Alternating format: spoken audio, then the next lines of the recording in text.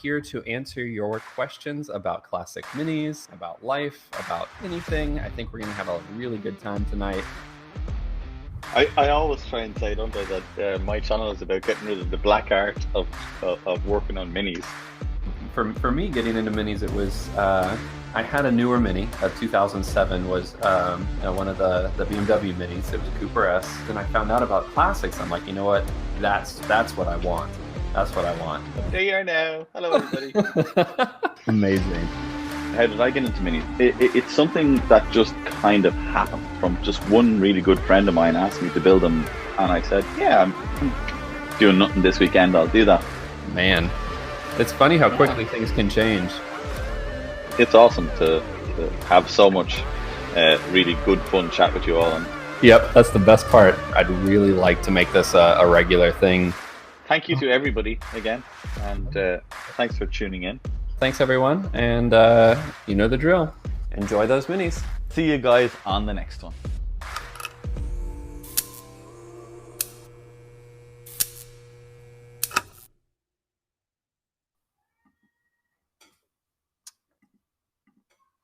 All right, everybody. Hello, hello.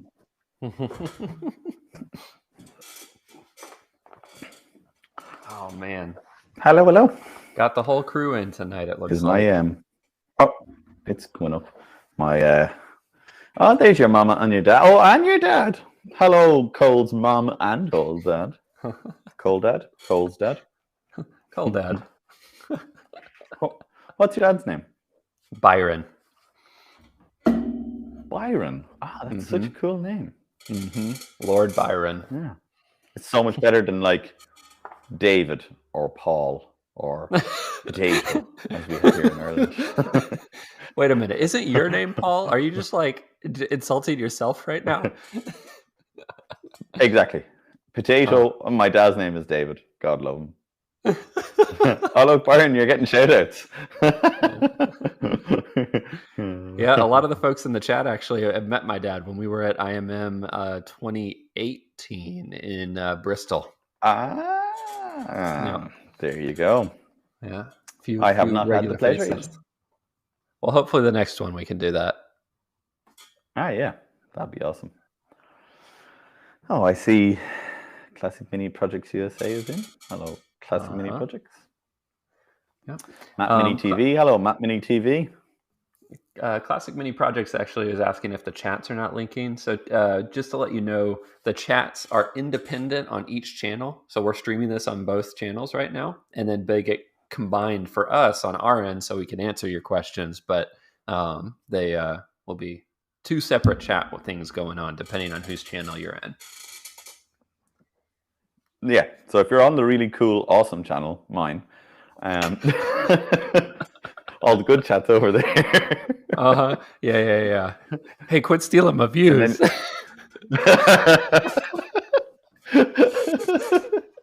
And then you can pop on by every now and then just to keep Cole company, and you can send him a message and be like, "Oh, yeah. Hi, we're here too." Oh, you poor American. Here's a little pat in the head. You're fine. Oh, man. Well, we are talking about some cool stuff today. We have had this question a few times in some of our previous live chats and then some of our episodes. I've done kind of like I think we've both maybe have done videos on this stuff, but wanted to talk about it. Yeah.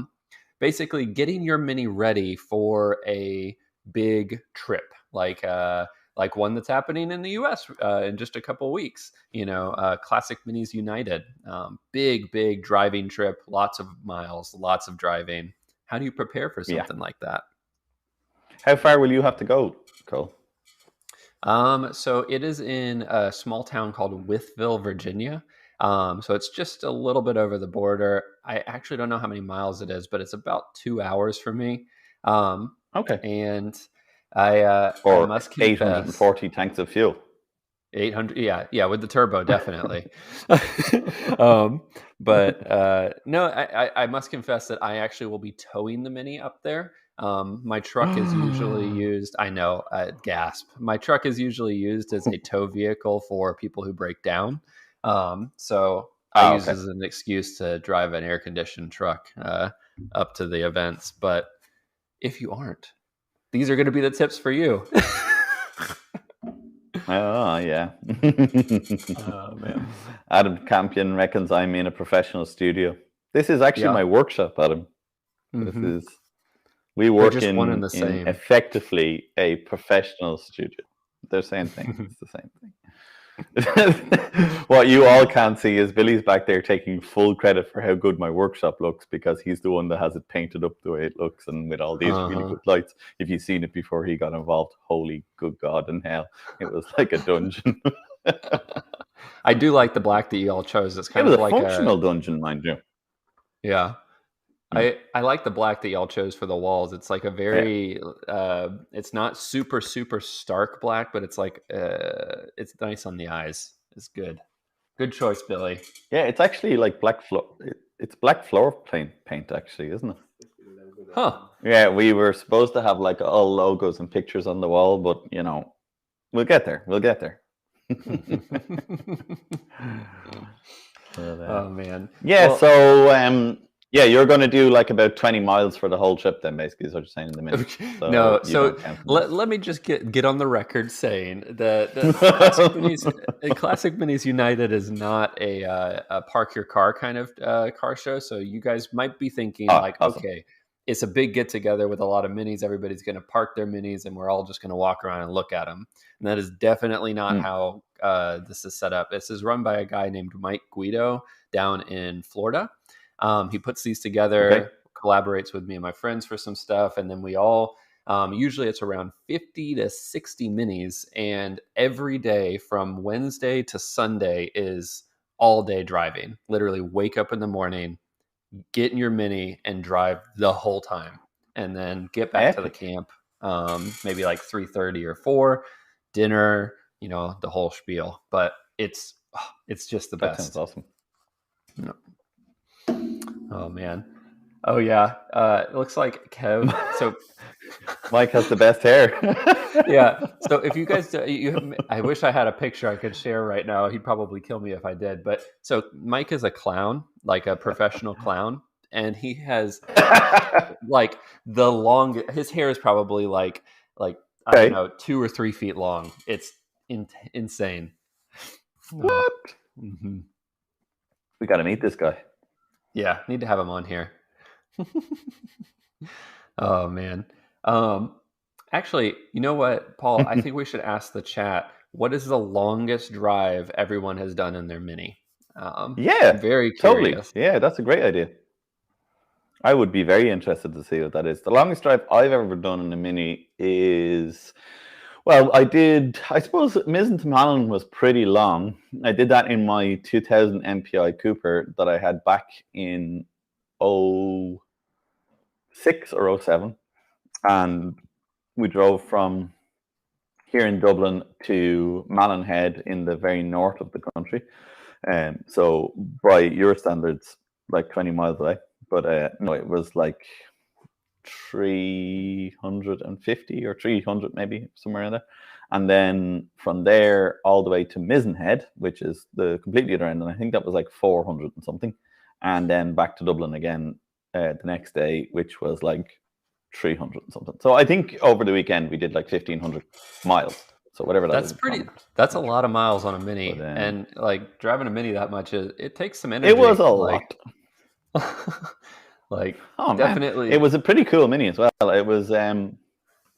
I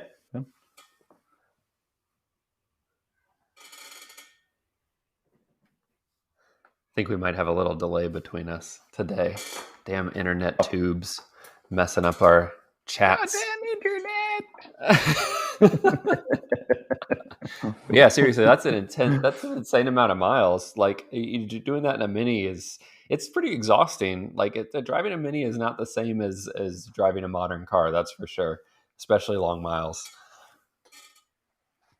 Yeah, I mean, I think most of it, more than half, was done in one day. And then, like, yeah, so I think it worked out that I did in the first day maybe like 150 or something like that. And then like 700 or 800 the next, that maybe 700 a bit much, maybe it was 600.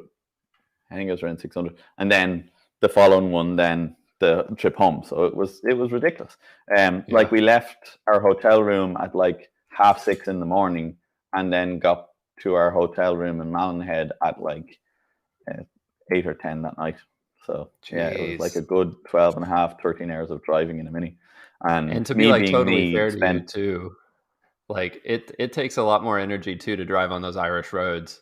That's and also I generally, because of my mechanic-y nature, ended up stopping and helping a lot of people. So I like would be like in the middle of the procession, and then I would like fall back and like have to like drive an extra, or maybe turn around and drive back because it was like 20 cars back, fix their car, turn around, fly off again. So yeah, it was a crazy day. I haven't done one since, so I don't know what that tells us.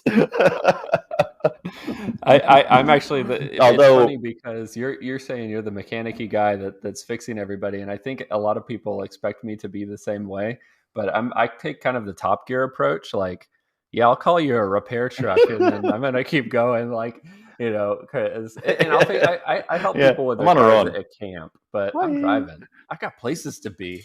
Okay, yeah. I've got shit to do. Well, actually, a sneak preview. We reviewed a 1275 GT the other day. Or we did our first kind of car review on a really stunning early 70s and actual 70s 1275 GT yesterday. And both myself and Biddy were like, if we're doing a road trip to one of these shows, it should be in one of these. They were like, it was like the nicest driving Mini I have ever been in, wasn't it? It was just, I'm getting nods here. It was just so nice. It's hydroelastic suspension, a beautiful, really low mileage 1275 engine, and that lovely close ratio gearbox that those GTs have. Oh yeah. Mm-hmm. And it was so good. And the seats are just so comfortable. Those GT seats are so comfy. I could drive like a million miles on one of those. I say that now. We did like 100. Yeah, I'm trying to think. Like the longest. Okay, let's look at the comments and see what some of the distances are. Oh yeah. Let's see what we got. So, see if we can find the biggest number. Jonathan Langley says from the south of England, from Scotland to the south of England, that was 800 miles. Holy moly. Adam Campion, 600 miles from Scotland and back. That was a big one. That is.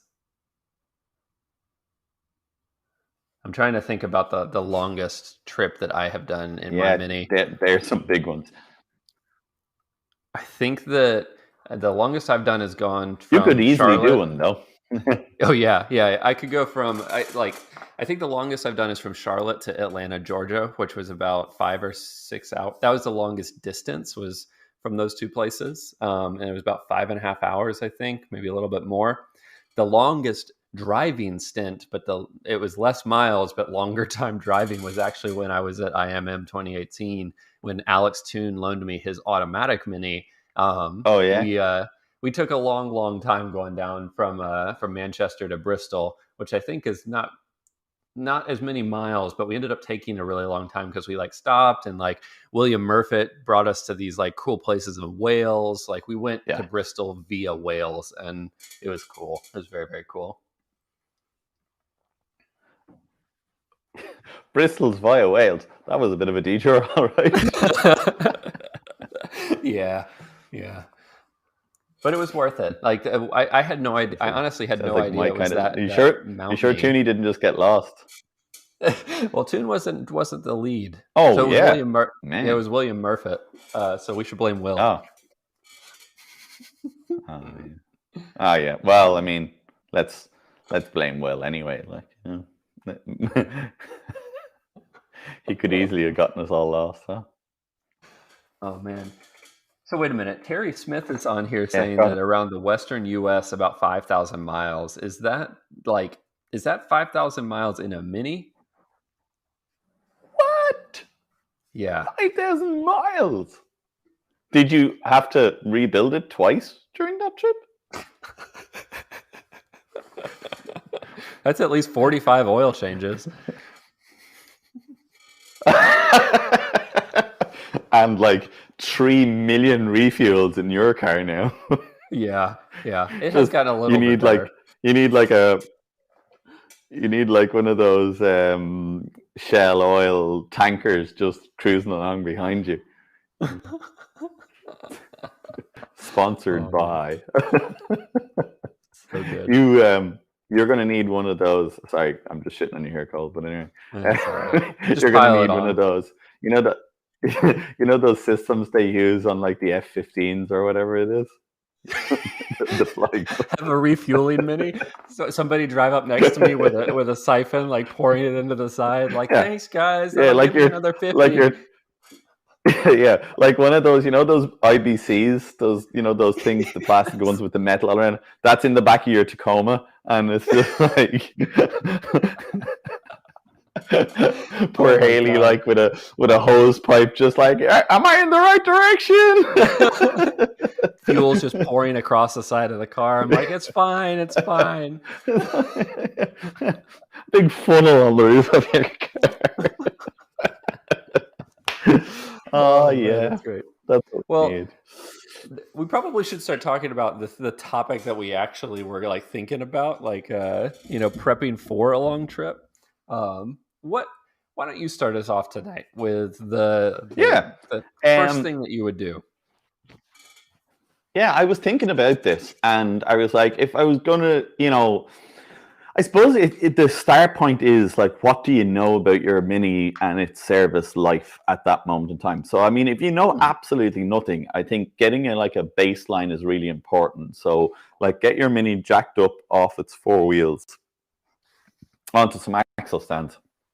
And I think, like, start by just going around each corner, taking off the wheel and taking like a really good look at everything and having like kind of a swing. In motorsport, we'd call it a spanner check, but basically it's just, a nice clean look and just having a bit of a pull and a poke at all the sort of major road wheel components, your hub, your brake disc, your brake pad or your drum, your top arms, your bottom arm, your tie bar, just that really hands-on, just give everything a good prod and a poke and kind of have yourself a pen and paper and write down kind of, you're not fixing anything. You're just getting a kind of an appraisal of what you've got. And it doesn't really matter as well whether you really, really know what you're dealing with. Like just getting a list down, clicking, knocking, coming from, blah, or, whatever that is. And then when you've kind of done the 4 wheels, you're going to know the state of your engine. You're going to know that you've serviced it or you haven't serviced it. And, if you haven't, well, then that's a real good place to start, right? Just change your oil, change your filter and, those basic bits. And then kind of start trying to get an idea in your head how old stuff is. Like, has the fuel pump ever been touched ever? Is it from 1960? Real and think like real serviceable stuff as well. I think like the fuel pump, the water pump, the fan belt, that stuff that just gets forgotten all the time. I think that's where I would go anyway. If a customer dropped a car into my garage tomorrow morning and said, by the way, I'm going to go to IMM in a week's time and I think the car is okay, but can you give me like a 100% on it or whatever? That's exactly where I would start. I would just jack the thing up and I would go around all 4 wheels and then kind of the major mechanicals and kind of get an idea in my head. Yep, I think I would totally agree. And the one thing that actually a little pro tip for y'all while you are doing this stuff, assuming that this is maybe the first time you've gotten into the car, or maybe it's like you're working on the car and you're starting to test all of these different things. Assuming you know all the names, write yourself a list, especially if you're changing this stuff out, make a note of, okay, I changed the ball joints on, March 15th and I changed the wheel nuts and I changed the this and that. And then it lets you track it in the future. But Paul's totally right. Like, some of the biggest, easiest checks to do, like once your car's up in the air, the jiggling of the wheel, both this way and then this way, will help you to understand whether or not your wheel bearings are starting to go bad. So if your wheel is jiggling a little bit and the tie rod is not actually moving, like the steering rack isn't moving, then you know that the hub is starting to get a little bit loose. Maybe you need to repack the bearings. Maybe you need new bearings. And those things are simple fixes relatively. I mean, getting bearings has been kind of hard recently, but that greasing joints, creaky points, they're obviously checking the wear of your tires. All of that kind of vital suspension stuff is where a lot of the failure happens, and those are the kind of most dangerous failures. If the engine goes, you just don't move. If your brakes don't work, you hit a tree. Yeah. Funny enough, of all of the road, of all of those kind of road trippy stuff I've done over the years, I've never actually come across a Mini with total engine failure. Now, I'm sure they happen, and I'm not saying that it never has happened, but like 99.9% of the time on road trips that I've been on or have been a part of or have been a mechanic helping out at or stuff like that, all of the things that really tend to stop cars that I always see are stuff that actually is more on the side of being basic. Like, people worry about, will my gearbox explode? I mean, I always tell a story about, I'm trying to think now how long ago it is. It's very early noughties. I went to a show in Galway, which for me in Dublin is at least 2 hours away, 2.5 hours in the Mini away. And on the way down, the gearbox was making a really rather nasty noise. And then I was like, I wonder if that's going to be okay. And on the way back, it made like this unmerciful like crunch. The car lunged forward and then stopped driving. And that was the end of second gear from then on. And, then third gear started to be like mean, but still was working. So it was like first to fourth, and like first to fourth in a 998 is not a pleasant experience. But I got back to home, I got back to Dublin, and then we took it apart, and the lay shaft bearings had failed, and the lay shaft was literally moving away. So obviously fourth gear would work because it doesn't require the lay shaft, and first gear was just hanging on by the grit of its teeth because it's such a low ratio. The lay shaft just managed to kind of move me forward enough that I could pull forward, but we got home, so that's the thing about Minis. Like, people are always always thinking they're going to just explode, but really and truly, it's, as you quite rightly pointed out, it's going to be something like a wheel bearing, or it's going to be a tie rod let's go, or those tend to be the ones on road trips that I see more than anything failing. So major mechanical components of the road wheel structure, if they're good, then generally speaking, things like clutches, they go. And if a clutch goes that you still have drive, but it's hard to select gear, that's not the end of the world. But if the clutch goes that it's slipping, you're still probably going to get a lot of motion out of the car. You're just not going to be able to go very fast, Yeah, that's kind of what I experienced. That's a really good point. And even I've been to a lot of these events where it's just driving, and it actually is a really great way to really start to understand how strong these cars can actually be and how resilient they can be, and even in the failure situations like you were talking about. Like, the last event that I went to, my car wasn't finished yet with it was the supercharger at the time, but it wasn't done yet. So my buddy loaned me one of his Mokes, and the wheel bearing was starting to go bad on it. We found out once we were on the trip, and then there was some synchro mesh issues as well. The bulk rings were kind of getting a little funky, and but drove it the whole time. Kind of found it out once we got there, and then just sent it. I mean, it was fine. Then we take it apart and fix it when we got home. No biggie. And I mean, that's what's great about these cars. Is there's something actually. Isn't there something really satisfying as well about managing to like limp home, or to like, I don't know what it is, but maybe it's I don't know. Maybe there's like a self-harm in there somewhere or something. I need to think about it. But I don't know. Sometimes when I feel great, like, oh yeah, this car is almost undrivable, but I'm driving it. I don't know what that is. Yeah, I mean, I think it's the challenge about it. Like it's like video games that are very challenging, or something that's tough, but you get done. It's like, I think it sparks that same feeling. Like, yeah, that really freaking sucked, but I did it, and that's awesome.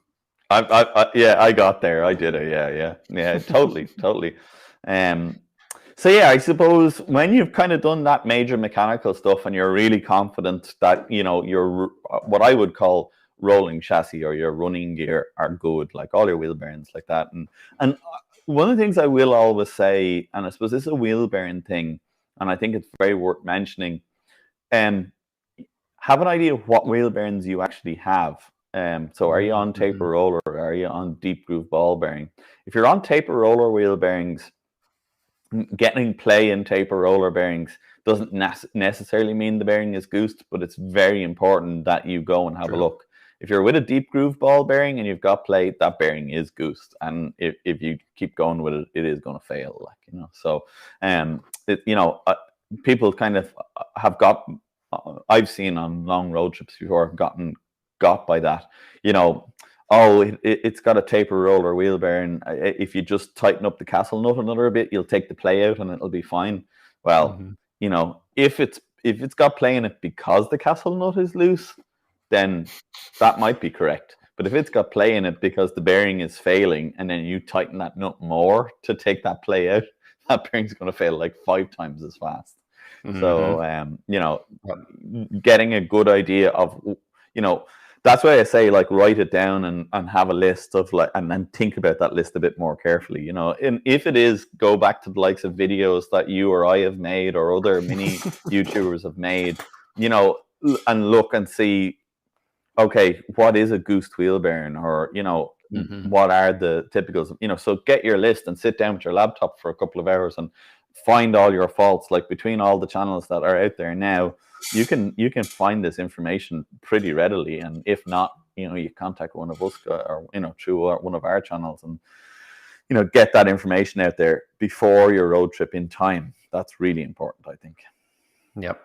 Yeah, in fact, the wheel bearing episode, the wheel bearing that was going bad in that Moke, it was a ball bearing style bearing, and we did a video.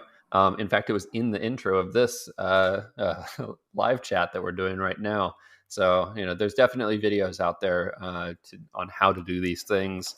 And even Paul and I are probably not the only ones who have done videos on this. I think Keith Miller's done stuff, William Murfitt, all sorts of folks. Yeah, those guys have really good, like, my stuff, in fairness, in fairness, for the likes of road trips and stuff, is probably not exactly I'm sure there's wheel bearing stuff there somewhere. I don't actually know if I've done any wheel bearings now, but the truth is, like, there is some really brilliant channel stuff for that, like yourself and Keith Miller and the likes of William and stuff. There's some really good basic content about it. Actually, do you want to know an interesting one? Here's one for you. Like a bit of a behind the scenes. I actually just recently rewatched your rebuilding a rear radius arm video. Oh, yeah. Because I was making a guy, a really close friend of mine who lives now over in Australia directions, asked me, could I make him up like a quick and dirty reaming apparatus for a wheel bearing, because, like, he decided buying a Bridgeport probably was a bit overkill for reaming a rear radius arm. So he was like, can you make me a kit? And I actually went back and watched the video that you did on it to see what that that kind of tooling that you had for it is like, with the little bushing and the pin and the stuff, so that I could get an idea in my head how to make him one or whatever. Yeah. That's where yours was like, isn't that where YouTube way nicer. The one that the tool that we got was kind of I'm trying to think of the right way to put it. It's like the budget version of a tool, like, gets the job done, but like, it's the official tool, but there's better ones out there, Janky was the word you were looking for. A little janky. Little janky. Yeah. Well, in fairness, this one, the only thing that I actually changed from it was I went to a fixed ream rather than the that adjustable ream. went for a fixed size rim. Now, the problem is it means that you've got to hone with sandpaper afterwards. You got to make up a little honing wheel to hone it, because not all the pins are the same size, unfortunately, because mini. Because why would they be?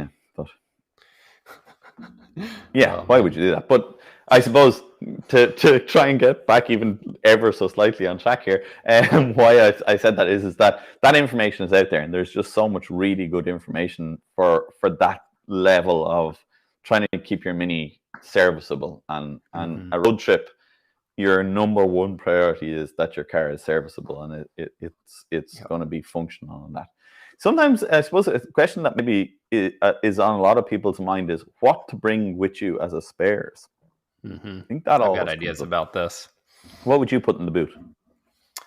Yeah, so this has shifted over the years. My first ever Classic Minis United event, I always use that as a benchmark because it's just a forkload of driving. But my first ever event, I put my entire garage in my trunk. Like, I put a jack in there. I carried every tool I had. I had like all 4 wheel bearing replacement parts, thermostat, like literally everything I could. My Mini was like dragging on the ground. There was so much crap back there. But as time has progressed, I have shifted away from that a little bit, because most of the time, the things that are failing are replaceable items like wheel bearings, maybe a head gasket. And I'll carry a few of those spares with me. But for the most part, I usually get a AAA membership. And I know that's it feels like a cop out, but honestly, I'm not interested anymore in like laying down on the ground and like fixing up everything on the side of the road just to maybe have a little bit more time on the road. I'd rather get it to a shop or get them just to tow it back to the campsite, and then I can work on it there.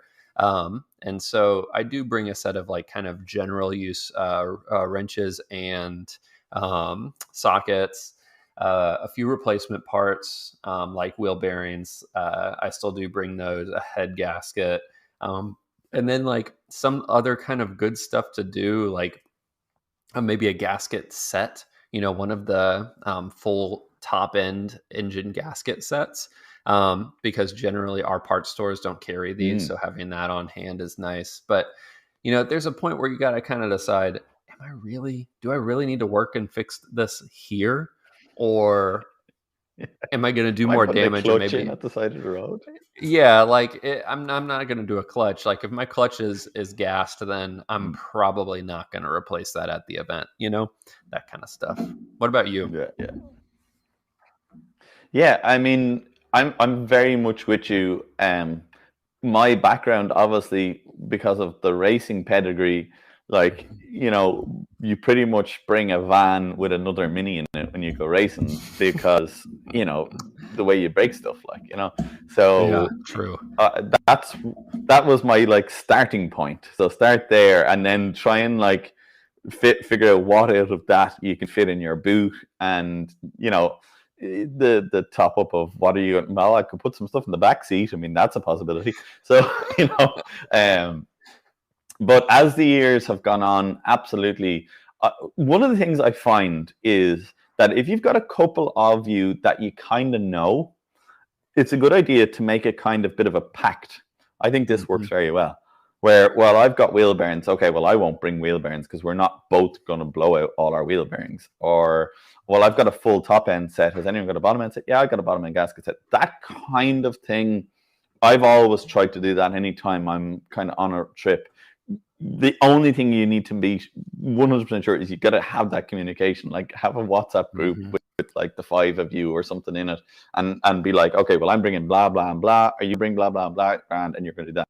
And then that kind of breaks it a little bit, and everybody's got something and nobody's got like an absolute boot full of stuff. Secondly, like tools wise, that's the lovely thing about a Mini, right? I mean, pretty much you've got a quarter socket set, and a couple of 3 or 4 bigger sockets and a 1/2-inch breaker bar, you can pretty Mini apart, and maybe an adjustable and a vice grip. Like, you're pretty much going to fix 90% of the mechanically stuff. It's not going to be pleasant, and it's not going to be the real lovely easy one, but you'll get it done.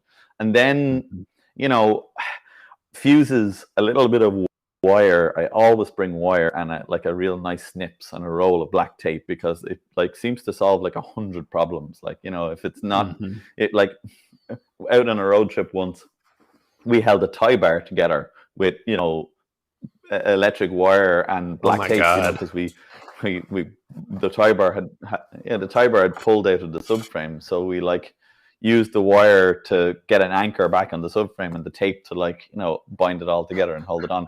I mean, he had to drive very carefully and really slowly, but it got him home. So it's amazing. That's unbelievable. The simple stuff that people forget a lot, Yeah. You can kind of MacGyver things almost a little bit, like add a little bit of wire and pull it back together. A booster pack is a good thing to have. Totally. Yeah. Man. Yeah. Well, let's see what's going on in the comments here for a second. Yeah, other stuff then, like,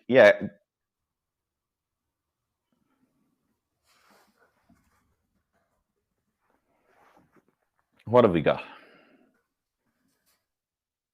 Sorry about the delay, guys. There's kind of like there's just some stuff going on back and forth. It looks like we've got a little bit of a delay on it. By the way, guys.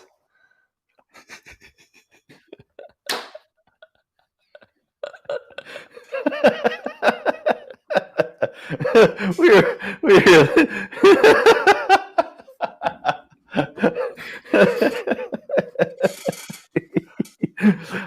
yeah, so we got a little bit of delay then, it seems. The internet is failing at the moment. I don't know. I don't think that's our side, is it? Do you actually I can build? It could be, in fairness. I noticed my video feed is not brilliant. I think Irish internet is being dicky at the minute. So yeah, we're really sorry for the delay, but there'll be like a slight pause between myself and Cole talking sometimes. Yeah.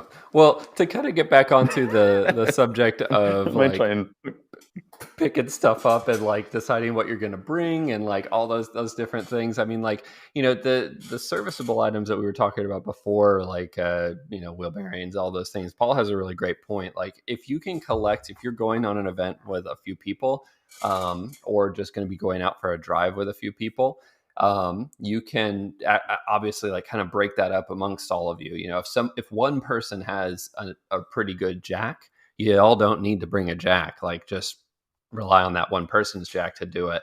But then on the flip side of that, if you want to be the one that's bringing, wheel bearings, that's perfect. Like, then, there is very unlikely that every single wheel bearing on every one of the minis is going to fail. If it is, then maybe you guys should have checked those before. It might be the fault of the pre-check that's going on there rather than the bearings themselves. But things like oil, extra oil, coolant, those little things, it's good to have on hand. But yeah, I think I would agree wholeheartedly with you on those items.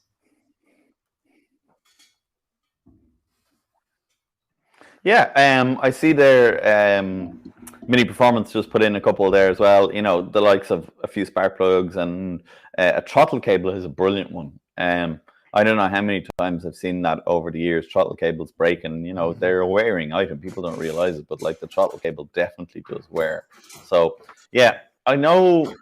Back when I was going to a lot of shows, I don't do it as much anymore. But back when I went to a lot of shows, I used to have a pretty neat little, like, disposable kind of, it's not disposable, but like one of those very cheap plastic toolboxes. And it's amazing how much really simple spares you can get into one of those, and just literally say, well, that's it. And if it breaks after that, that's why I have AA, or that's why I have, roadside assistance. And I think that's really important. I think that works really, really well. Because I think a lot of people out there neglect that on a trip because they say, oh, there's a breakdown service on the trip. I know you were saying that sometimes your Jeep's used for that or whatever on your trips, but you can also break down on the way to the event or coming home from the event as well. That's the kind of places where having AA can make such a big difference. Mm-hmm. Yep. Yeah, the kind of, and that's one of the things, I mean, like I would always all of the CMU trips, probably half of them that I've done, I drove, and the other half I towed, based after becoming the tow vehicle for other folks when they broke down. But that's one of the beautiful things about towing the vehicle, is that if it does break down, you are not going to be stranded wherever you are, which is nice. But on the flip side of that, it is kind of fun hard mode if you want to have an adventure. If your car breaks down, you don't get home. But that's your risk tolerance there. That topic about the plastic toolbox, I don't think this is exactly what you were mentioning, but it made me think of something. So my buddy Justin, who I usually go to these events with, has like a little plastic container. Might be a little loud. I'm going to hold it back here. And this is obviously holding a whole bunch of electrical connectors, but he has plastic containers like this, and I think he has like a stack of 4 or 5 of them. And he puts kind of hard to find stuff that you can't just pick up at the auto store. So like gaskets for a thermostat, the thermostat itself. And 4 of these stacked on top of each other don't take up a lot of room, but you can hold, as Paul said, a lot of stuff in them. And if you do want to bring a lot of parts with you, maybe you want to be the guy that kind of hands all this stuff off to people and collect a little bit of money on the side as some people buy this stuff. Then these are actually really great. So they fit lots of stuff and keep it organized. Yeah, that's a really good point. I actually just seen one here. McCarlo put in heavy, but it's a starter motor. It's funny. I'm gonna have like a complete counter to that one. That's like something that I would never bring a spare of, because I know I can bump start it, and that's not like having a go, but I know what you're probably thinking. Like, if you're caught out in the middle of nowhere and you're the only person driving the car, then you're right. I mean, obviously, you're probably not going to bump start it on your own. Although I have actually done that. But anyway, that's not what we're on at the minute. But it's like, I always kind of get into that. Like, what's the terminology? I think a lot of people call it like that. Doomsday scenario or something like that. I try and think about like what can I achieve myself and what can I absolutely not deal with on the road. Like, it's funny, I said wire, but I remember years ago, not a Mini at all, it was a Morris 1100, but I was on like a big road trip on the car, and the wire between I think it was actually between the alternator and the starter motor melted. So basically, I immediately lost charging. And I was like, right, I'm stuck now. I'm completely busted. What can I do? And then I realized, well, I can probably do without, an accessory like, main beam headlights. I mean, if I've got dip lights, I'm okay. I don't really need main beams. So I just robbed a big chunk of wire from the main beam headlight circuit and just used that to give myself alternator power. And, it's little things like that, being inventive on the go. I know not everybody's going to do that either, but, yeah. I think it kind of depends on the type of event you're going to, too. Like, in that scenario, I could totally see myself if I was doing like an enduro style trip where I get in the Mini and I'm trying to drive like cross country, for example, like from Charlotte all the way to Los Angeles. What is that? 4,000 miles, something like that. If I did a trip like that, those are the types of fixes that I would want to do. And that is also where I'd want to bring as many parts as I could. But if you're going on a long weekend trip, something like that, bringing a little extra wire with you so you don't have to rob those wires is probably the easier one. Mac Arlo actually mentioned a response to you. I'm an old fella, not interested in bump starts anymore. That's great. Yeah. You put me in my place, McCarlo. You're right. What you actually need to do, Cole, right? And this will fix the problem. And I know this is kind of on your bucket list anyway. You need to get yourself a 1970s Series 3 Land Rover and use that to tow the Mini to shows. And I can tell you that's going to be an adventure. Yeah, perfect. When I think about long trips and my towing vehicle, the first thing that comes to mind is I want something less reliable than a Mini. Yeah, Mini. much less comfortable, much less reliable, and Yep. definitely noisier. Like, I mean, I don't even understand why you haven't done this already.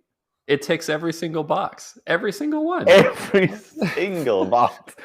You could arrive at a show and people will be like, "Now that's dedication. See this guy? He's dedicated." And then the people in the white coats can take you away just shortly after that. Yes. He's dedicated to being absolutely fucking insane. Oh man. Yeah. Your friend you're talking about with the big long hair who's a clown as part of his professional career. Well, you could be just a real life one. There's no career needed. Just get out and like wave your arms around a bit, be like, "Oh, Cole has arrived." Oh, there he is. Could somebody tie the rope onto him, please, before he floats away?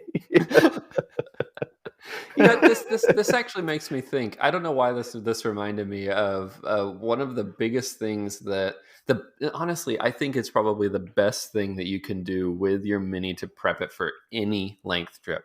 And I think this is actually the first thing I would do. Maybe the second, based on so you had your first where you kind of take the wheels off, get it up in the air, jiggle stuff. After that step, I think I would take your car out every day that you can for like a week. So maybe your trip is 4 weeks from now or 3 weeks or something like that. Make it a point to get the car out for at least a 30 to 50 mile drive over the course of a day or two every single week, and make things break before you get there. And so, we can always hypothesize on the things that are going to break on your car or what you should prepare for. And everybody's experience is a little bit different. The things that have broken on my car, like I had a battery cable ground itself to my exhaust, and then suddenly the car just stopped working. But like Paul had gearbox issues on his, and like different things happen to different people. So if you can get your car on the road, drive it for a little while, drive it for a good amount of time, the things will break before you get to the fun trip, before you get to the fun part.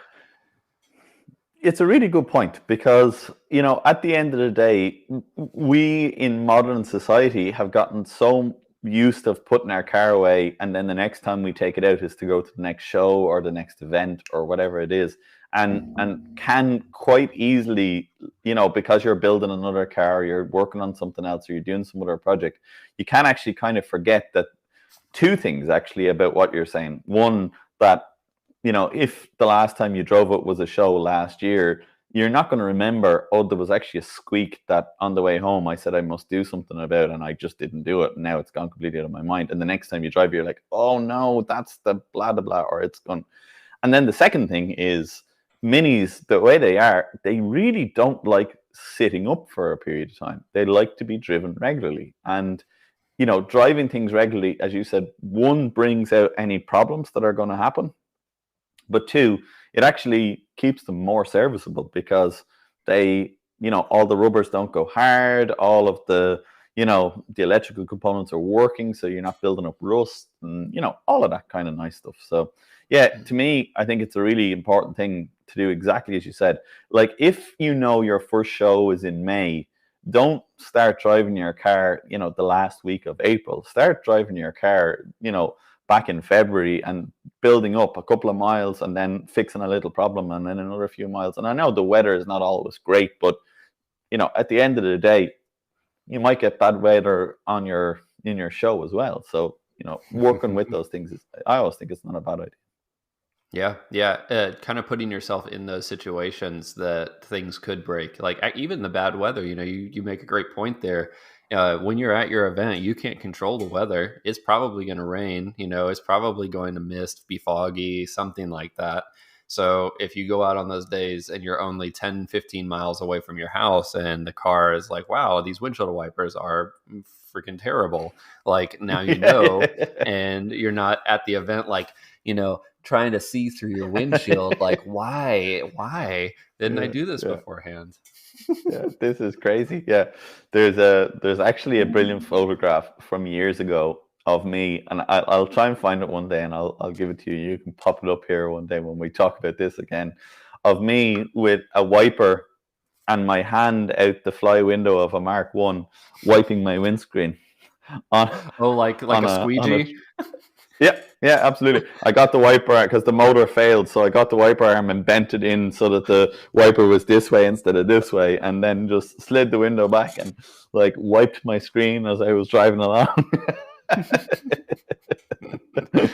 Somebody was like seeing this through the back window, seeing what was going on, and then they drove alongside and took a photograph of this crazy wild guy. So 6'1" has advantages sometimes when your wiper motor fails. You can drive the car and wipe your window at the same time. Oh man. The Classic Mini Details has a really important question that I have an answer to. He asks, anything that could help remove diesel from a Mini. And the easiest way to do that is to not let Alex Hart drive your car. Then you won't have diesel put in your Mini. I think you can put together what happened. Cool. That's like a loaded question or something there from Classic Mini Details. I don't know. It felt like a little loaded, did it? I don't know. Yeah, I don't know. I'm sure he's thinking of, you're in the middle of your run and it's really exciting and you pull into that place and you just like put a little bit of diesel in. What would be the quick way of fixing? Yeah, absolutely. The truth is, it's a Mini. Just drive it. It'll be fine. It'll make some smoke now, but it'll be fine. Put more petrol in, Alex. That's actually what you do. Yeah, just dilute it. Dilute the diesel with gasoline. And if the tank is already full, just keep pumping petrol in and then tell people on the forecourt you have a leak. Oh yeah, don't mind that. But it's like 3 or 4 gallons on the ground. Yeah, it's fine. I'm just look. It leaks a lot. Okay. Yeah. I know that fuel is £3 a liter right now, but it is fine. It is fine. It's fine. Hey, we're talking about Alex. This guy, Classic Mini Details. I mean, he's got 3 Cooper S's or something. This guy, £3 a liter, not an issue. Mm-hmm. Not an issue. Not an issue. He does not know what to do with all his money. Well, he needs to get a Moke is what he needs to do with his money. That's the next one. No, a Land Rover. I keep telling you, that'll soon put him in the poorhouse real quick. Oh my God. Fuel. That's actually something. If the fuel has dramatically changed the approach on this next event. I'm curious to see if either people drive less on this upcoming event, or if they, or if they're just like, you know what, it's fine. This trip is just going to cost me $4,500, just in fuel, but it's fine. What are you guys seeing now at the pump? So, curiosity. So we do ours by the U.S. gallon, which I think is a good bit more. 4.5 liters. Yeah, 4.5 liters. So it's a little bit different, but for premium, 2-3 days ago, it was $5.60 a gallon, which is still probably a lot cheaper than what you guys are paying, but it's a lot for us. We're used to like $2.89. So it's almost double what it normally is. Oh. Hey, I'm trying to think what a gallon costs here now. What's a gallon now, Bilbo? He's doing the math here. Yeah, we'll see what it is. It went down. Calculator going. Yeah, it went down yesterday, but it's still wicked price, right? It's crazy. Oh. What's it in the UK? £1.87 a liter. Yeah, that's a lot. It is a lot of money. So a gallon here is €6.47. So like about $92, wow. I think, something like that. I am very, very glad that my truck does not take premium. I am so glad. The Mini does now. Curse it. But yeah. You see, that's not a thing here. So $7.16. That's not a thing here. So basically, like at our pumps here, any car you buy off the forecourt can run. We only we have a premium diesel, but like they sell that only like as a get more miles to the gallon and stuff. Is it a thing with you that certain vehicle manufacturers require you to run only the premium fuel? Yeah, so generally speaking, so we only have one grade of diesel. It's just diesel. That's it. Yeah. But we also don't use diesel in the same way that y'all do. It's almost only for like big trucks, like semis, and then all the kind of brodozers that are driving like F-350s who, don't do anything with livestock or anything like that. But anyway, I digress. Yeah. But we have 3 different grades of fuel. Kind of regular, which will work for the majority of vehicles, but like turbocharged cars and high performance NA cars, they usually recommend a premium for them. But I mean, yeah, diesel is changing here because it's now becoming more expensive and carbon emissions and all that sort of stuff. So petrol is becoming more common again. But yeah, like the same here. We do have 2 levels of diesel. We have diesel and premium diesel, but the premium diesel is just generally it has something in it to make it brodozers. Yeah, we got that. We got that here. Yeah, I shouldn't make jokes because so I'm very excited. I don't remember if I told you last week I got a message from I am generally somebody who enters into a lot of competitions, like giveaway competitions. And I entered into a giveaway with a company called Cali Raised LED, and they make a lot of big off-road equipment for like overlanding and 4x4 trucks. Yeah, and they messaged me and said that I won the competition, and it's over $15,000 worth of off-road equipment that they're going to be installing on my truck for me. So technically, I kind of will be turning into one of those overlanding off-road trucks, but I'm still going to be a brodozer. I'm going to be a brodozer. Yeah, wow. But I'm going to be a nice guy. Okay. I'm going to be a nice brodozer. Do you know what it is, dude? Don't bother getting it put onto Tacoma. Just get yourself a 350 and do it right. I mean, that's just makes no sense to you that to your beautiful Toyota. Like, can you imagine the poor guy in Japan that was involved in designing your car, and then he's going to be like, why? Like, we designed these headlights so you can see further than your eyes. Why? Oh man, it's going to be something else. Like I'm basically going to turn my truck, but after this winning into a basically like a Hilux. It's going to look like one. I'm very excited. Okay. Yeah. All right. Okay. So you're gonna is there in America do brodozers have like a hand signal that they give to each other and stuff like that? I think that a thing? It's like the shocker, I think, is what they normally do. Is this it like that? Oh, okay. Did you see that? It's like he's only been practicing it since you got that message. You're like, I won. Now is it? What do I do? Is it? It's that one, is it? Yeah. Okay. And you've been ready for this. You've got a how-to card for your dad. Wait, hang on. That's a 350. No. What's the maneuver? It's like that finger, this finger. No. I've actually been practicing one for you too. Oh yeah.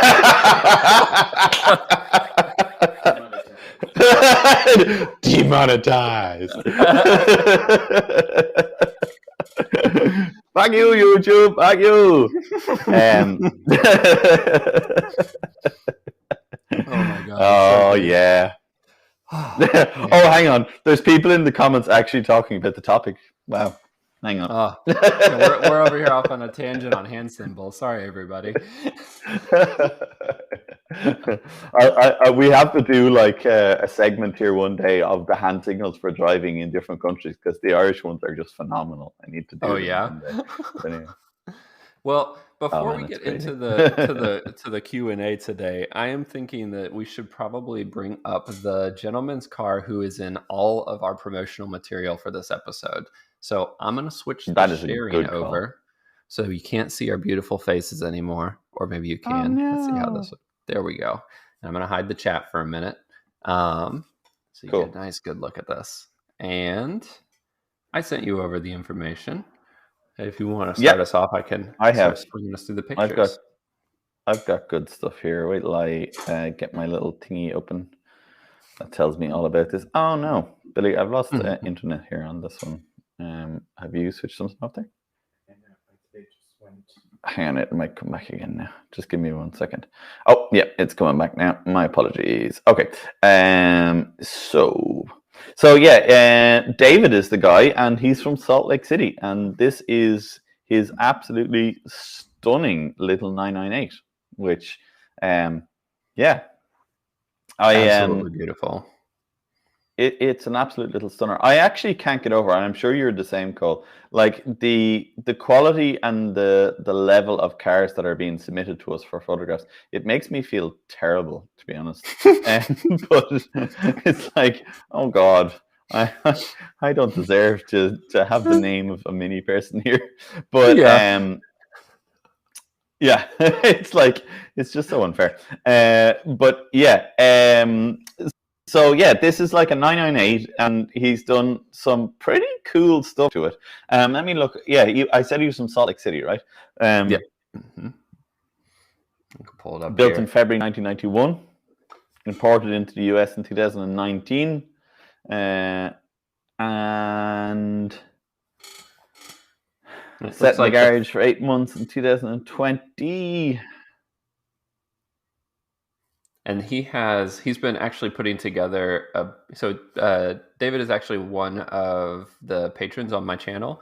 And so in our Discord, he has been working through kind of like the future plans of the engine as well, all sorts of different plans. Because he's got a 1275 base that he's been building up for this car. Because as you said, it's a 998, but he is ready for some additional power.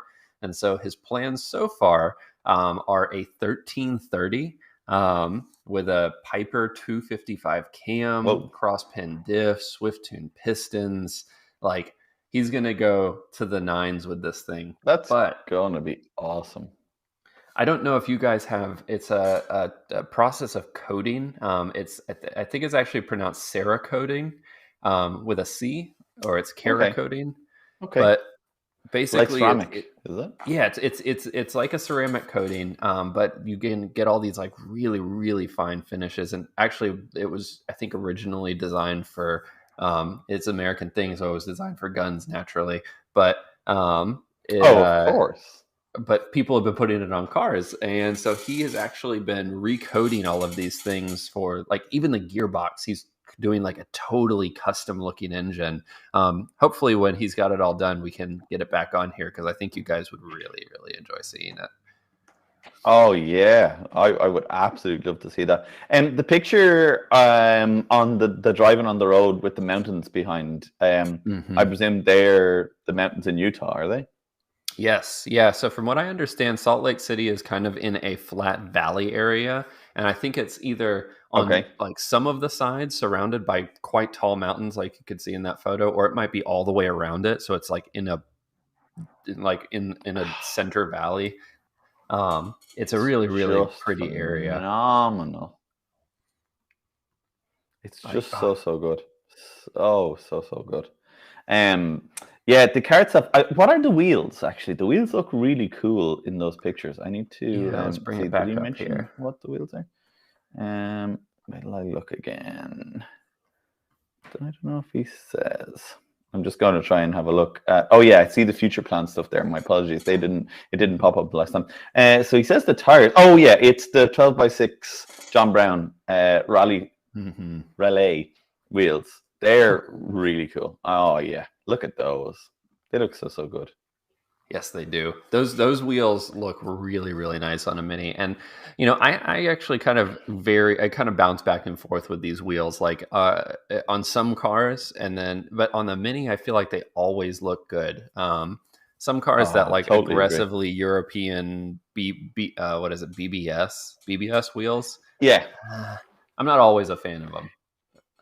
BBS wheels on a Mini, I just don't think they work personally, and I know loads of people have them. And actually, I know a local car here that has a phenomenal set of very original 13-inch BBS wheels. I actually think they're originally BMW wheels, and he has got very particular hubs made up so that he can use them on his Mini, and it actually looks amazing. They're 13x6s, and they look really, really amazing. But yeah, generally, I'm not a fan. It's a kind of there's so many cars they look well on, but I just feel like they're too modern a design for the styling of the Mini. I think that's just kind of my. I don't know. As you say, it's something, isn't it? You know. Yep. And I think one of the things I noticed that he says here, he's got the subframe hard mounted to the body. So obviously he's changed the subframe mounts for like physical hard mounts, or has he put like Mark 1 subframes into it? I wonder. I believe he worked through that in the chat at some point, and I believe he went to just solid mounts in the rear to replace the poly or the rubber or whatever the later style had. I'm with you. Yeah.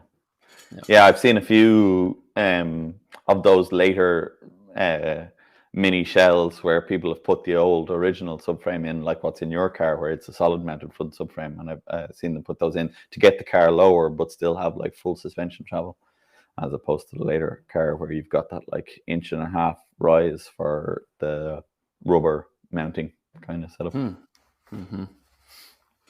Yep. Yeah. Man, what a beautiful car. It's a stunner. Absolutely beautiful. Yeah. And David, thank Congratulations you so much for sharing on that these one, photos Dave. with us.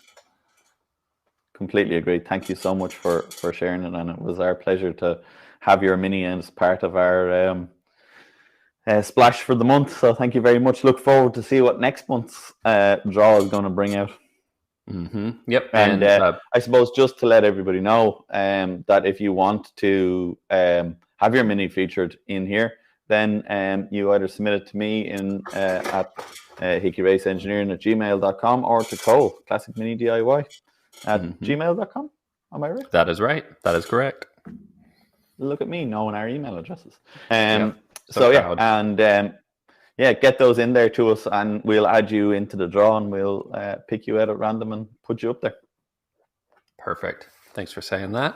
And then with that, I think we are going to be moving into our Q&A section. At the end of every episode, we do a 30 to 40 minute Q&A section where you guys can ask your questions, no matter what they are. If they're about the topic we had today, cool. If not, totally fine too.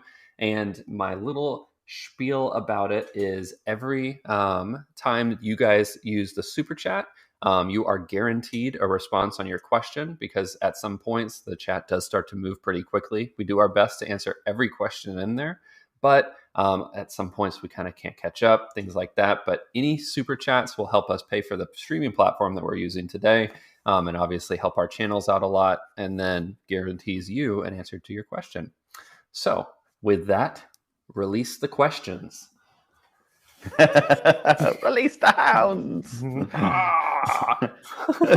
You can't say that around here too, Handy, because we could be met with 5 dogs. So. Oh yeah, do they actually respond to that?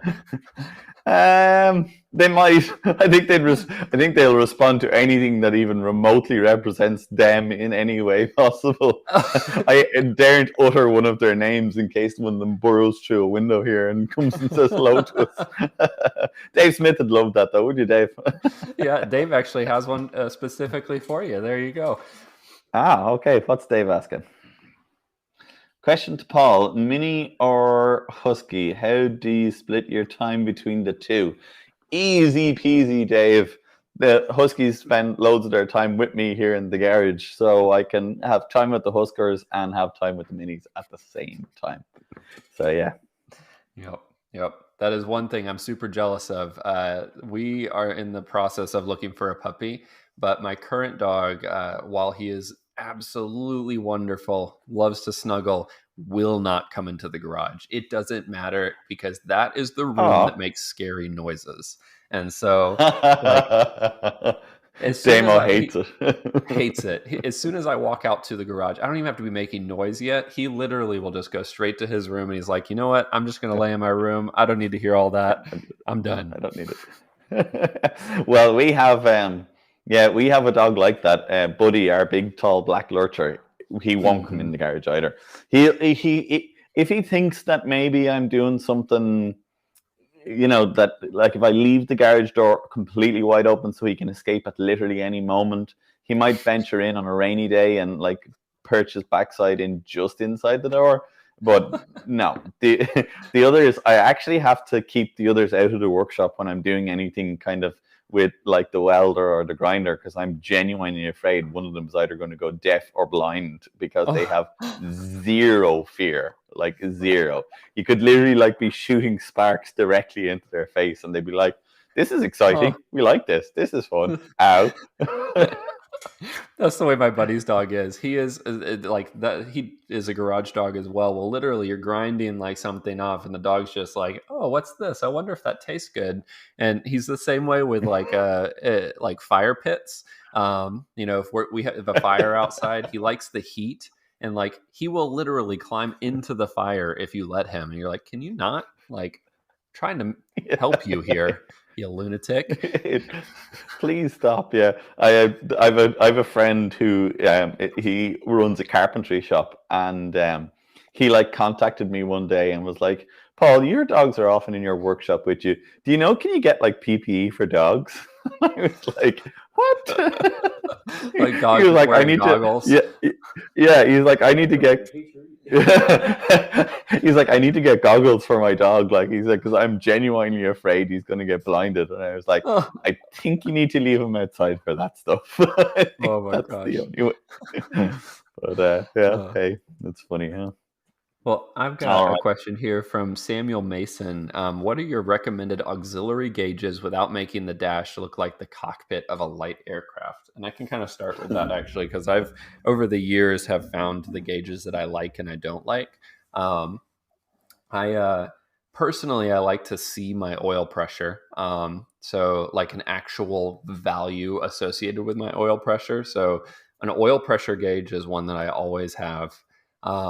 A water temp gauge is one that I also always include.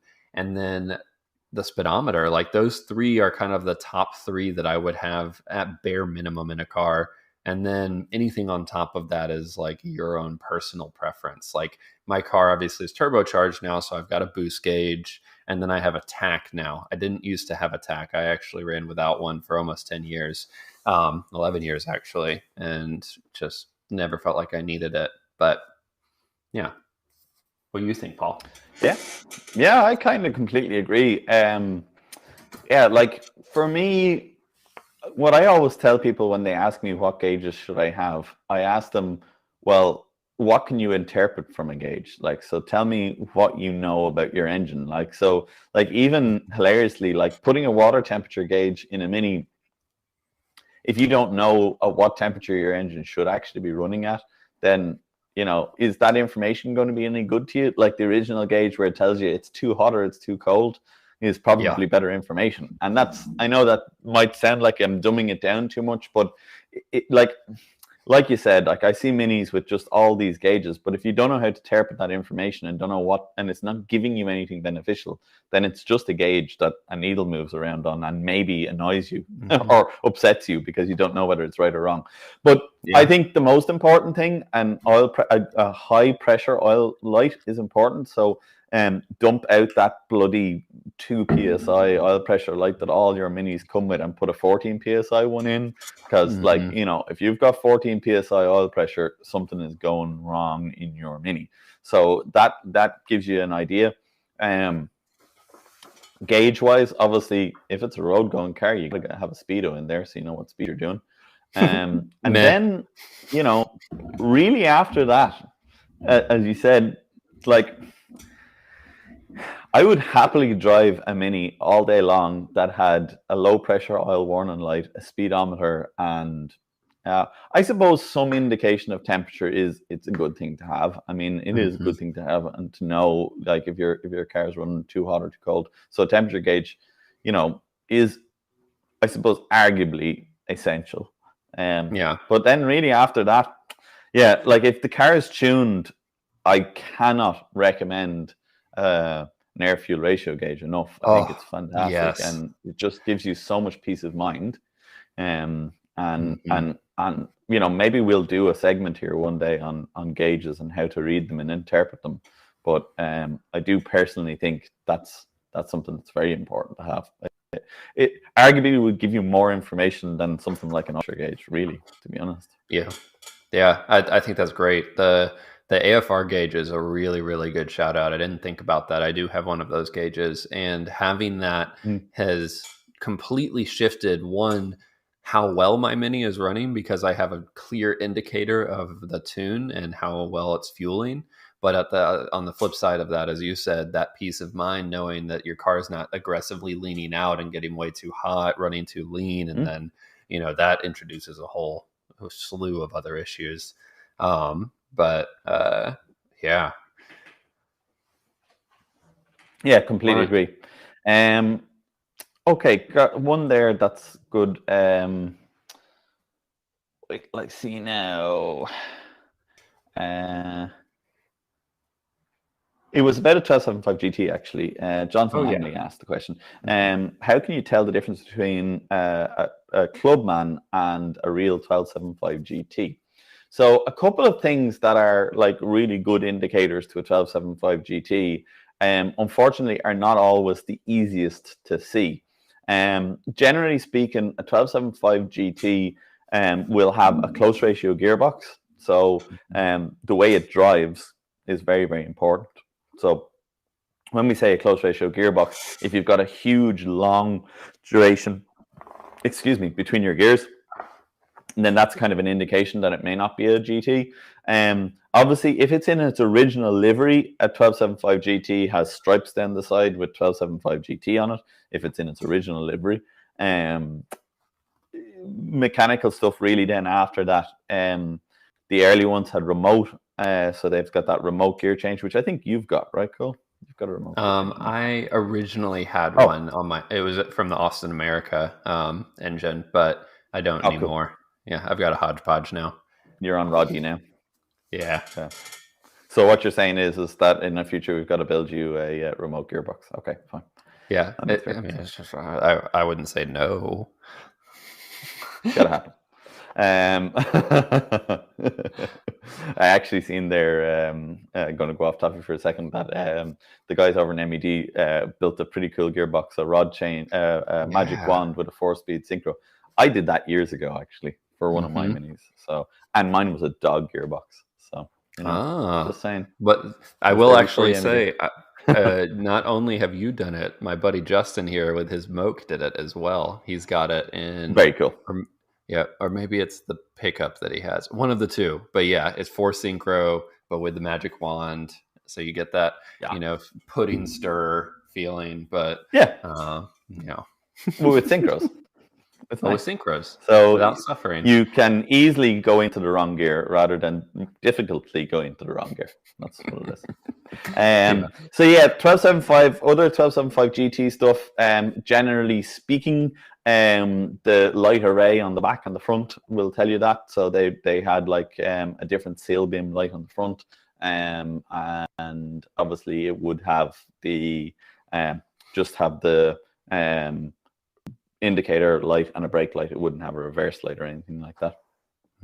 But the interior would tell you as well. The GTs had a different interior, stuff like that. So Mini Matt TV actually has a question that I also want answered. I have a kind of a gut feeling about it, but I'd be curious to hear what you said. Fitting adjustable rear brackets on the radius arms today, but the wheels are still towing in a lot. Would you fit washers behind the bracket and the heel board? I feel terrible, actually, because Mini Matt asked a question earlier on today on a WhatsApp group that we're all involved in, and I was meant to get him a measurement, and I didn't. I apologize so much, Mini Matt. I will do that after this video because I'm down in the garage there. I'm so sorry. But for toe in, okay, so if you fitted adjustable camber caster brackets and you've still got toe in, you've got bent radius arms. Because you definitely should be able to get loads of toe out. Well, not loads of toe out, but you should be able to get like a degree or around that. So you've got to get your radius arms checked, because if you've still got toe out, something is not right. I have a feeling that there's something not right anyway with your radius arms map because of the other problem that we were talking about, which was that the the pin wasn't sticking out right. So look, I did a whole video on modifying radius arms and putting in bearings into them and stuff. Radius arms across the mini genre all have different angles built into them, and this is something that not a lot of people know. So a radius arm from a mini, how minis actually set the rear wheel geometry is built into the radius arm. It's not to do with the brackets. So the pin, basically the distance from the heel board for the two mountings of the pin is equal in all minis, and how they build the geometry is into the radius arm itself. So they machine basically the swivel pin, as it's called, and then the hub pin at different angles from each other, so they're not parallel. So the swinging pin and the hub pin, the one that your wheel sits on, are not parallel to each other. So depending on what radius arms you have, you either have a bent radius arm or you've got one that has a huge amount of toe in. A lot of the early radius arms had a lot of toe in. Like if you look at an original restored Mark 1, the wheels are like towed into hell. And like they did that because, yeah, they're like a wedge. And they did that because they were running cross-ply tires rather than radial tires. And then when radial tires became a thing, they took loads of toe out of them. So you want to just check and see what arms you have. If they're very old arms, I'd be inclined to recommend you get a newer arm with less angle in it, so that when you put it on the car, you can get much more adjustment. Or if it's a case that it is one of the newer arms, then your radius arm is probably bent. So, or one or both are probably bent. So get that. And KAD makes some really nice replaceable radius arms, just so you know. Yeah, they do. You know, they're really inexpensive too. Oh yeah, I mean, just I think it's only a liver, I think maybe, or a pancreas or something. No, it's just like part of your liver. It's fine. Oh, it's only part. Okay, fine. Yeah. I don't have lots of parts left. I'm Irish. So I need to start paying with other bodily organs. Let's see, what else do we have here? Oh, here's one. Whose rear sway bar for a 1986 Mini? Oh, and that's a US question anyway, right? Yeah. Well, I can answer this. So I did install the 7 Mini Parts kit on my car, and I ended up not liking the way that it felt on the front. And then I ended up removing the rear anti-roll bar because I had some kind of other suspension geometry I wanted to work through. That said, there are a few really nice ones out there if you want one like right now. So I believe. Yeah. The best kits that are currently available, KAD's one is phenomenal. It's a really good kit. And I would say it's the most bolt-onable kit that exists straight out there right now. Cole may well be alluding by saying right now, we are currently producing an anti-roll kit.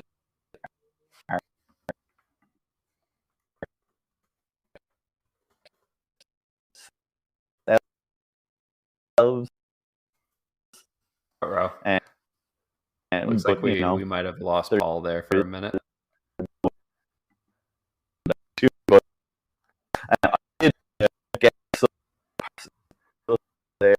Now.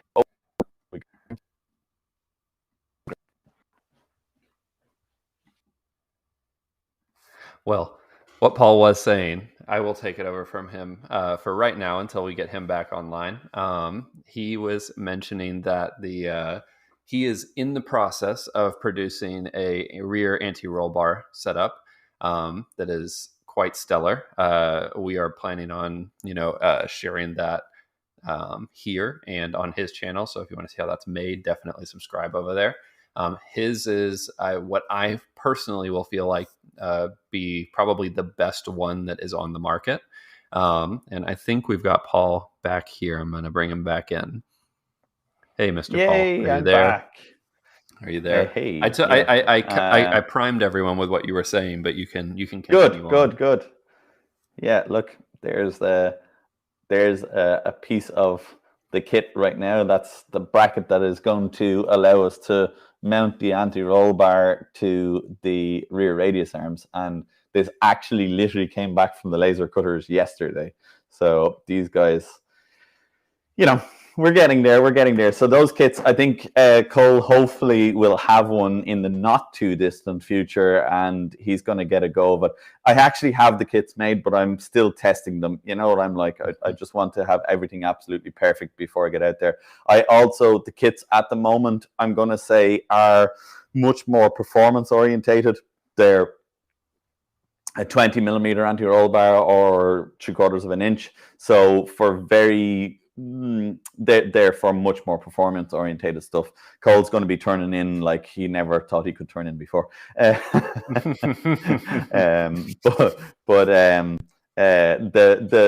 will be a slightly smaller bar going to be available as well. I'm going to do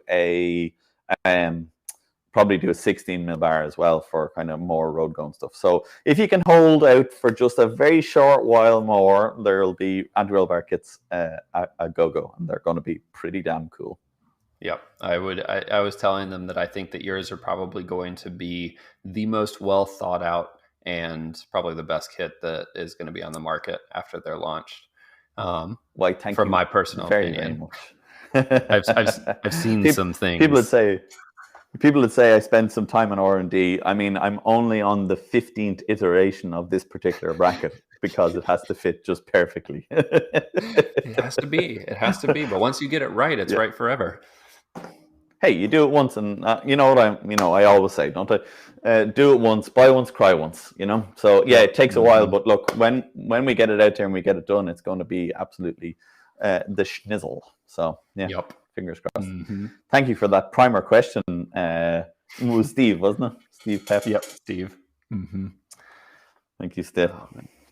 So here's another question about SU carburetors, and it is: can you fit a 1 3/4 carb to a Mini without modifying the bulkhead? Well, my 2 cents on this is the answer is yes. But it does depend on, you may well need an adjustable top engine steady depending on what year your car is and the shape of its bulkhead. With Mark 1s, the earlier bulkhead, there is some fouling issues where you need to use an adjustable steady to just push the carburetor away. But Cole, our good friend here, I think you have a 1 3/4 inch SU fitted to your Mark 1, right? I do. There's a couple things, as Paul said, the adjustable engine steady, but then also where the carburetor mounts to the intake manifold, there's a poly spacer or like a plastic composite spacer, and you can get thinner ones, and getting that thinner one sometimes will bring it in just enough to give you enough space to fit that carburetor in there. And then I have seen people not use those, but I personally think that it helps kind of isolate the heat from the intake manifold that does tend to get a little hot because it's over the exhaust.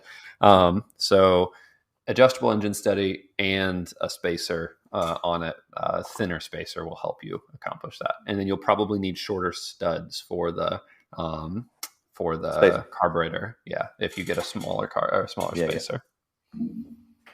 Yeah, totally. Yeah. All of that. Hopefully that answers it for you, Dave. Mm-hmm.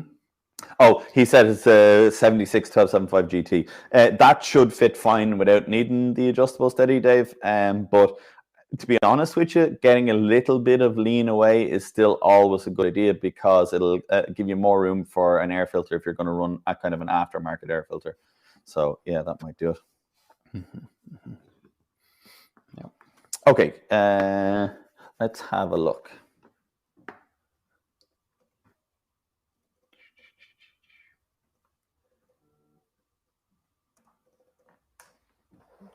Next question.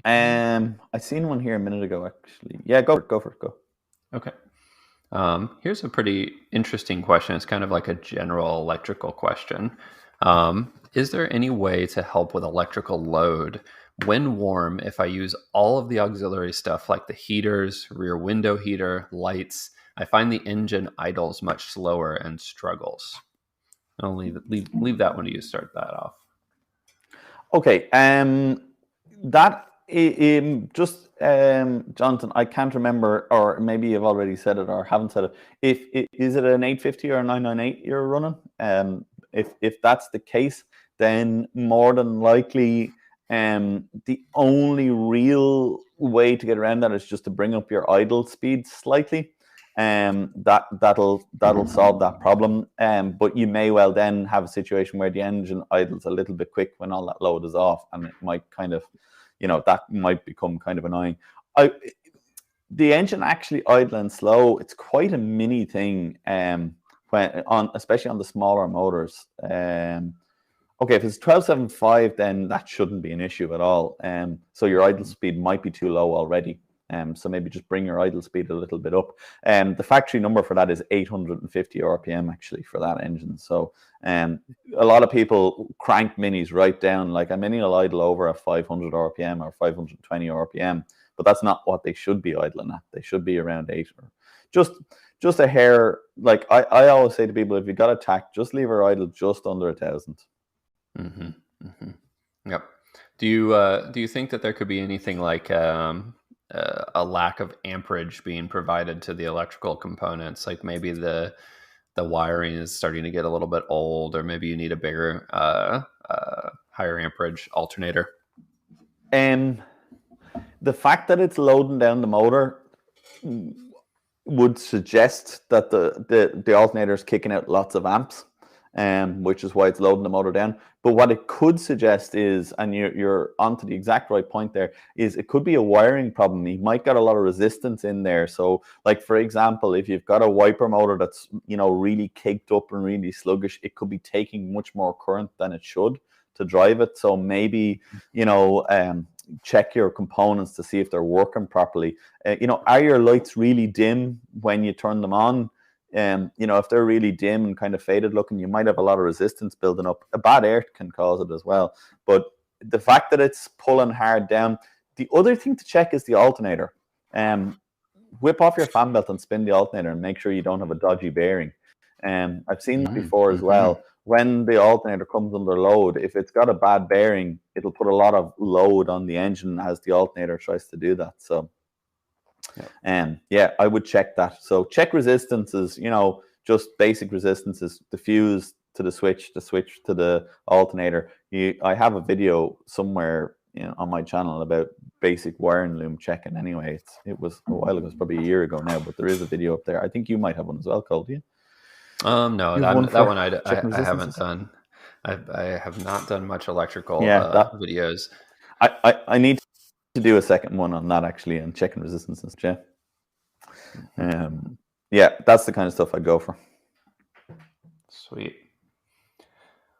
Well, alright. So we're getting kind of down to the end of our session today. I would say that we're probably going to answer another 2 questions or so. So if you guys have any questions that you haven't asked, definitely now is the time to ask them, or maybe questions that we haven't answered yet. And we will get those answered. Let those come in here. Here we go. I'm going to answer Mihulk's one real quick here. Okay. Yeah. It's what is the best way to find a bad earth? Go and watch my video on checking electrical connections, because that's exactly what I talked about in the whole video. Yep. That is. There's a few things that are involved with checking a bad earth. There's different. It's not a one size fits all thing, so it's definitely worth going to check out his video, because it'll help out a lot. Yeah, it does. There's just some real practical, very basic electric fault finding stuff, and it'll give you a go on finding bad earths. Here's one from Samuel Mason, and this one is definitely going to be for you. May I ask a second question? Any recommended driving roads, scenic areas in Ireland? Got a trip across the water booked booked later in the year. Well, yesterday we went and did the road trip, a road test in that 1275 GT, and I have to say the roads around County Wicklow and the Wicklow Mountains is phenomenal. They're probably some of the most beautiful roads around Ireland, I would say. Now, don't get me wrong, The West Coast is phenomenal as well. It's really beautiful. But the West Coast is real open, driving by the sea type roads, and the Wicklow stuff is up in the mountains, driving in the forests and the woods. So it depends on kind of what you want. Mm-hmm. But you're never far from a scenic view in Ireland. Yes, you were obviously the expert on this, given the fact that you are in fact Irish. But my wife and I, we went and traveled there about 2 years ago, 3 years ago. I don't know. Time is lost all meaning. But it has been a little bit, but absolutely agree. The Wicklow Mountains were arguably our favorite place the whole time we were there. But it was a list of a million favorite places, with the Wicklow Mountains being the top, and then all of the other ones being just as absolutely amazing. But the experience there was phenomenal. There's lots of cool stuff there we were too. doing a test drive yesterday, and we actually just said it is. I know a lot of people probably think this about where they live, but we always say just how absolutely lucky we are to drive 20 minutes from the door of our house and be in the most scenic, beautiful, wooded mountains and Irish country roads. These roads, guys, they've got grass growing up the middle of them and maybe tarmac either side and the width of a Mini. They are pretty damn amazing. They're hard to find anywhere else in the world. I'll tell you that. That's for sure. Yep. We've got some pretty places, but it definitely takes, I would say a good hour and a half to get to somewhere that's really, really beautiful. And granted, it is really, really beautiful when you get there. But yeah, that is something definitely to make sure you continue to appreciate, is that ease of exploring that. Yeah, yeah, as you say, I know there's places all over the world that are beautiful. But I think one of the funny things about Ireland is it's like a lot of beauty condensed into a very small package, and it's very accessible in every direction. Yeah, that was my experience. It helps, that the Guinness is good too. That's a very good point. Oh man! All right, we do one more. Yeah, let's do one more here. Joe Mergens has one here that he asked earlier. Changed my remote change for a rod change. The reverse switch fouls on the exhaust. If I move the rod change to the left, I lose third and fourth in reverse. Any ideas? Okay, yes. Interesting. So I presume if you moved from a remote change to a rod change, you have an early car. And if you have an early car, it means you have a round tunnel for your exhaust and everything. And unfortunately, with the exhaust and a rod change gearbox, even with the adapter that they make for that setup, you will not be able to use that reverse switch. It just is always going to foul on that exhaust. The later cars that had rod change gearboxes from the factory had a different mounting system. It brought it up kind of almost a little bit higher than the exhaust sat, and so the switch could sit above it, or kind of it just wouldn't hit it. So yeah, unfortunately that won't clear. It's kind of the nature of converting stuff. Yep, that's exactly the answer I was going to give you. Yeah, 72. You've got 72. Yeah, you're right on the borderline. You could still have a round tunnel. If to be honest, if it's an original car and you've gone from remote to rod change, then you probably most likely do have a round tunnel, and therefore what Cole is saying is exactly right. If you've got a square tunnel, then the problem is going to be in your mounting, so you're going to have a look at the exhaust you have, and also check the angle of your engine. That's a good one. That can be one too. If the angle of your engine is too steep, if it's sitting at the wrong angle, sometimes that can really play havoc with the gear change. But the fact that you're losing third and fourth, that tells me that something is sitting twisted. The only way you can affect third and fourth is the angle that rod change box sits at. So how you space the rod change box, it basically, the bottom of the rod change box has to sit exactly flat compared to the gearbox. So if you do like a measurement off of your floor to the ground and do a measurement off your rod change box, you need them both sitting exactly flat to the ground, I suppose, parallel to each other. So if your rod change is, at this angle and your gearbox is, I'm doing vastly exaggerated here, but if they're at two different angles, that's going to muck with your gear change. They need to sit exactly flat with each other. So whatever way you're mounting it, make sure that's what you've got, even when you're moving it over and back. And that should solve that problem. Yeah. And he actually added in here too that he confirmed it's a round tunnel. So just don't have reverse lights. Problem solved. Yeah, who wants reverse lights? It's a 72. Yeah. It shouldn't have reverse lights.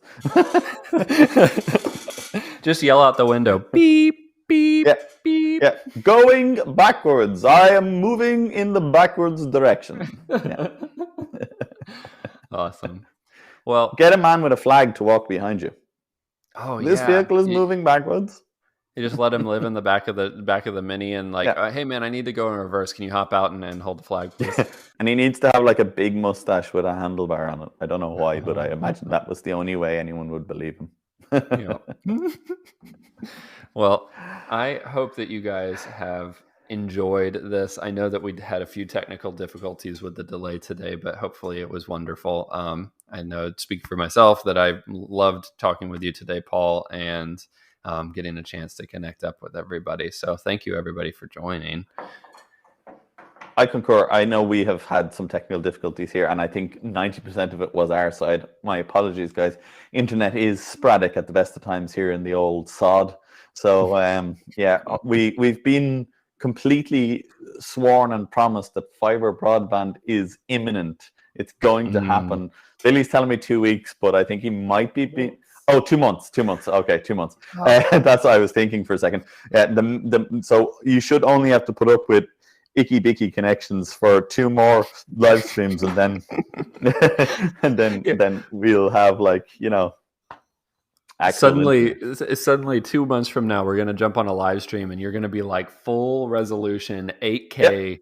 And like everything's perfect. You've like mic'd up. You're like, yeah, we got fiber now. Do you have fiber? I've got fiber. You got fiber. The only problem is I'll still be this rubbish me, but it'll be really clear, direct rubbish me. We'll be able to count the hairs on your beard and everything. Oh yeah. Yeah. Oh no, you'll be able to see the fact that this is actually a terrible beard, and it's just all a blur. It's mostly mascara. My pre-video routine, it's ruined. Mascara in the beard. Yeah. You're at it then. It was wonderful to talk to everybody tonight. Thank you so much, everybody who tuned in. Thank you for all the questions. Thank you for supporting both Cole and my channel. It really does mean a lot to us, and we love having you guys here. As always, it's great to see so many people interacting and getting into the room. Don't forget to tell other people about our live streams. They happen monthly, and we talk all about these things, and it's great to build a mini community here. And we're an intercontinental mini community, so how awesome is that? Yep. And something to keep in mind that these do get uploaded the next day onto major podcast streaming platforms. So if you didn't catch it today, I guess if you didn't catch it, you're probably not hearing what I'm saying right now. But if you don't catch one of our live streams, then you can check it out on Spotify, Apple Podcasts, Google, and all the other ones that are out there. So that we publish those up as well. Yeah, absolutely. I see a couple of people just recently actually messaged and said, wow, I didn't realize your live streams were in a podcast. I listened to it on the way to work, or, that sort of stuff. So yeah, that's really cool. And fair play. That's you. We'll announce probably pretty soon anyway when our next live is going to be. We'll schedule it, and we'll try and give you guys as much warning as we possibly can. I know I've been dropping the ball recently and forgetting to announce my live streams and stuff, so I will try and be better for next month and make a bit more of a hocus pocus, because but we will be here, and it will be in about a month from now, so So stay tuned. Stay tuned. Exactly. Perfect. Well, thank you so much. And I think we'll wrap it up there. Have a wonderful evening, everybody. See you all soon.